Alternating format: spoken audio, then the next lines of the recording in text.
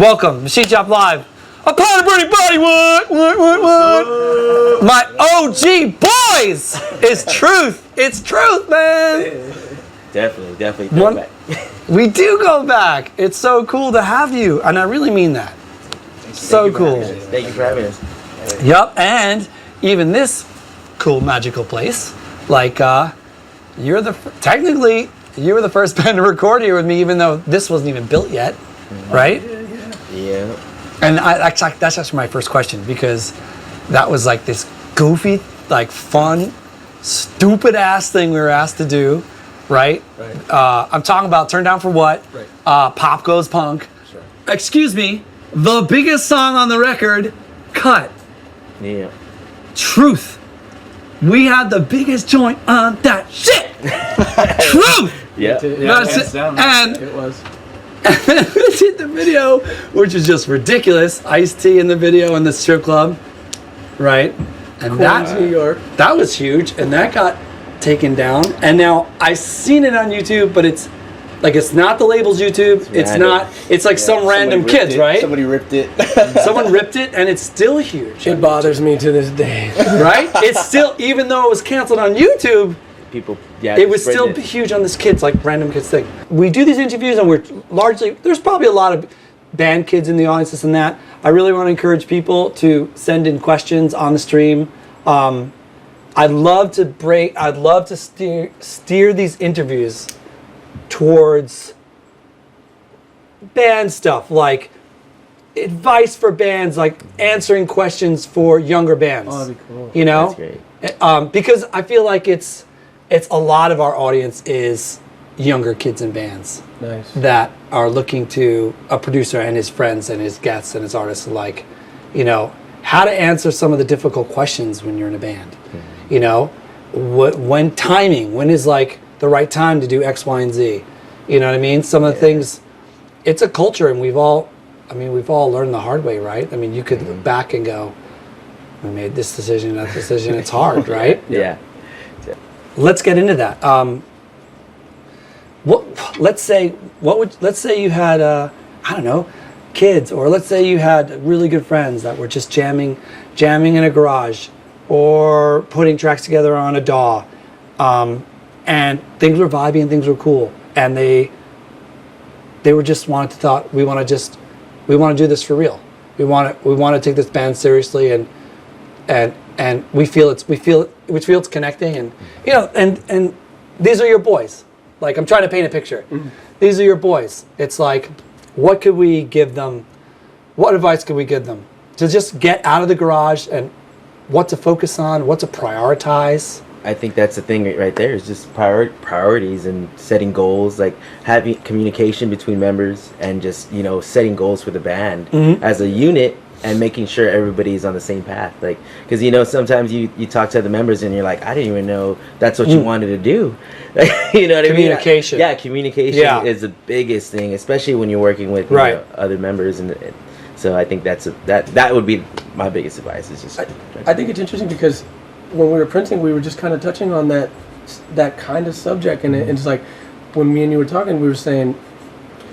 So I would give the advice like this from what we were talking about. It's like, I think a very important thing is, and this has been said and heard before, you have to do this career, this type of lifestyle. You have to do it and always maintain like the fun, childlike aspect of what you're doing. Oh man, bro. In hindsight, myself, if you don't, it's too hard. Myself, I lost that for a long time, and it's like, no, we got to write this type of music because it's gonna get more audience, it's gonna get more plays, and maybe you're on the right kind of, like, you want to grow, sure, but there's a right and a wrong way, and the way that I was approaching it was very wrong, and so in hindsight, to give advice to a younger generation of kids who are trying to do it, it's like, just completely have a great time and always do whatever you're gonna do because it's like fun, and never lose that, because if you ask the biggest, greatest bands, you watch the interviews,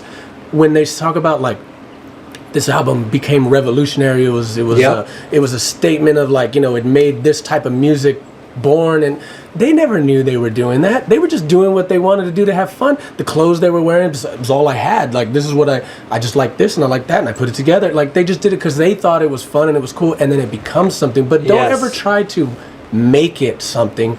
Just, does that make sense? You know what I mean? Like, just have fun, because once you lose the fun, man, it just goes to shit. Yeah. When things are too calculated, it just doesn't work. Even if it does work, it's just not authentic, you know?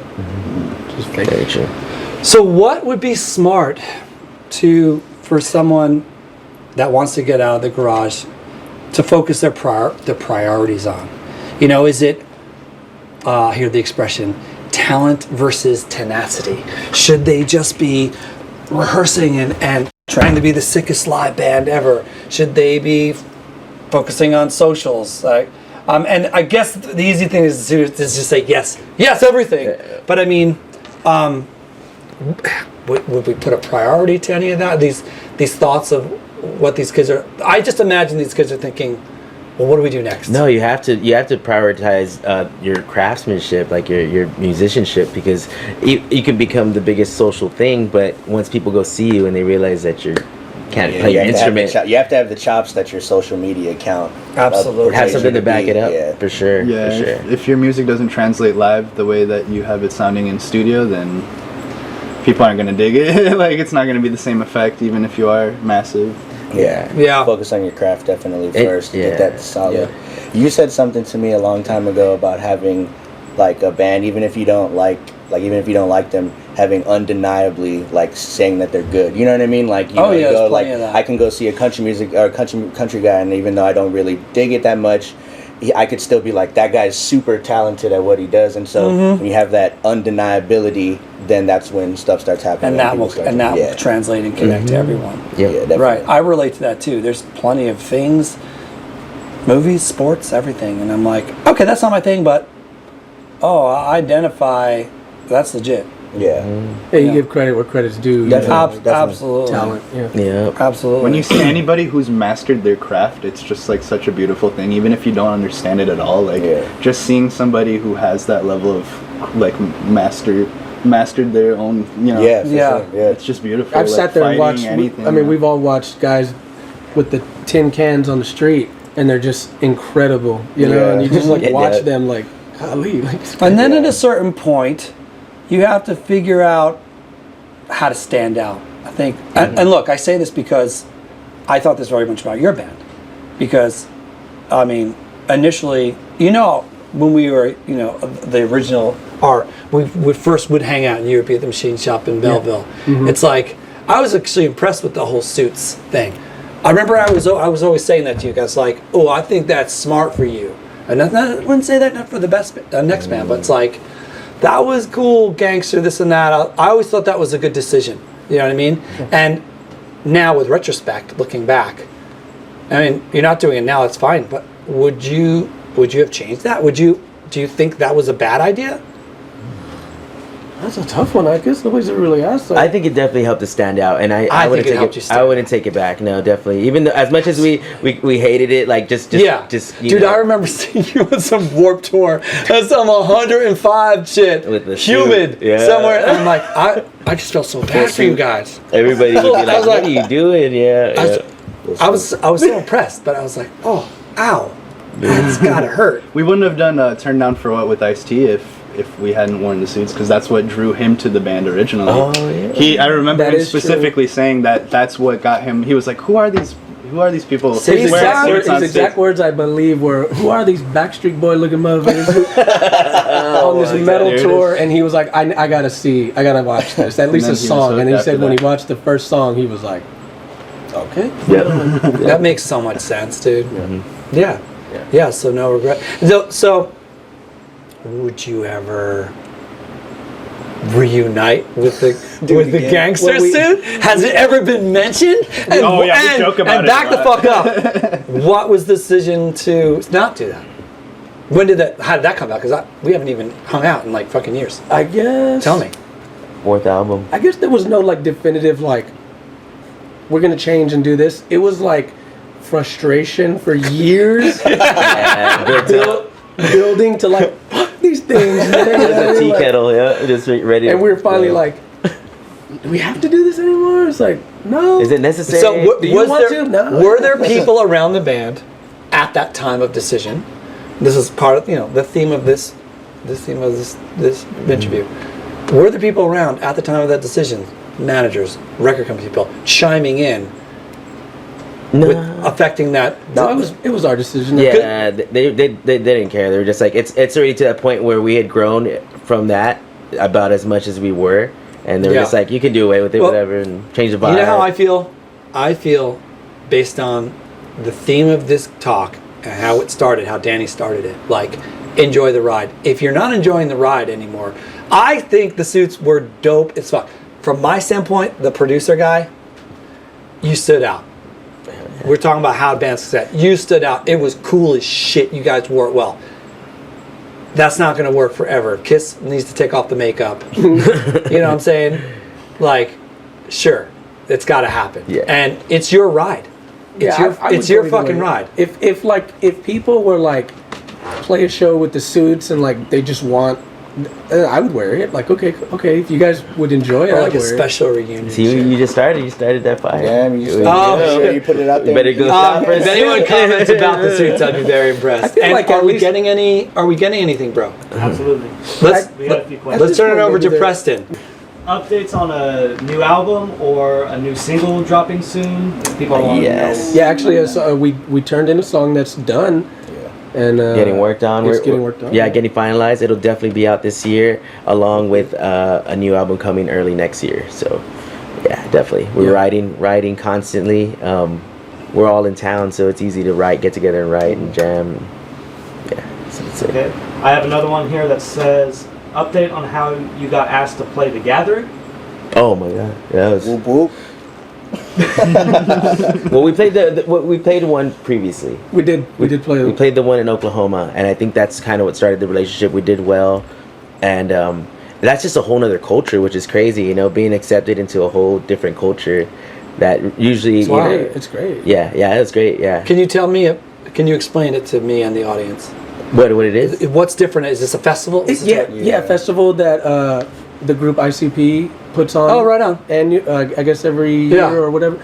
And it's like ICP is a tough band to support. they have like They have a serious following. Serious exactly. like That's devoted exactly following. what They it don't is, like yeah. they don't like other bands. That's why we're stoked to play. I've known a lot. I produced mine with Self-Indulgence.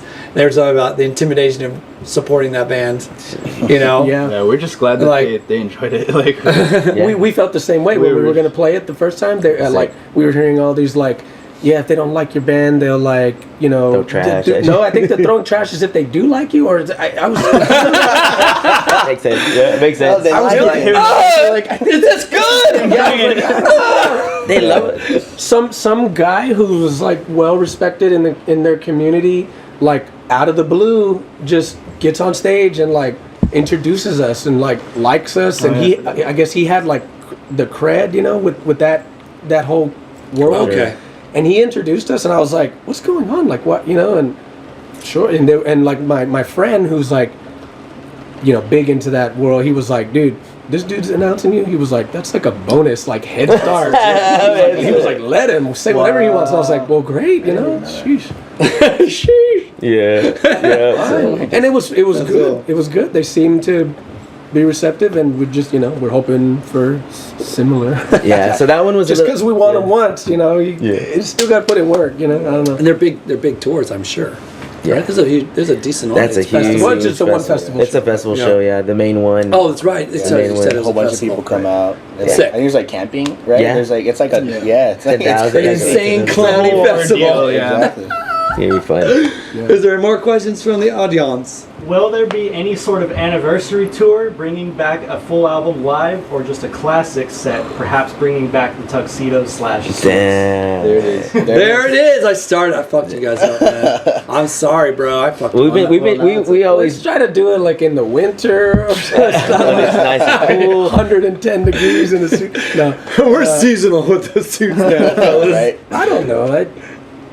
I never felt like the first album was like No. didn't get big. Like when like a massive band like just blows up on their first album, but then they do a reunion. So I've always felt like We just steady climb. Just I feel like it's we're more not a of like cult reunion following band. now. We're just like we're just trying to make it. just keep going. Just keep climbing. Trying to Keep hold climbing. on. That's it. Just trying to help people along the way. Now it's like our new vibe. If you read the new lyrics and all that, it's just like completely 180'd. Like we don't promote things that we don't really vibe or do anymore. Like personally, like I don't drink anymore. I'm 6 years sober, and so we just don't do that. And it's all about like what you like your first question, like the younger kids and like just helping. And it's just so many kids out there that are just like mentally unstable and suicides up and stuff. And it's just like we just felt like we have a responsibility to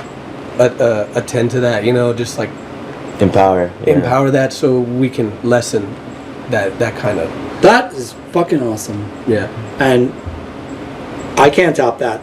We should end on that. Let's wrap it up.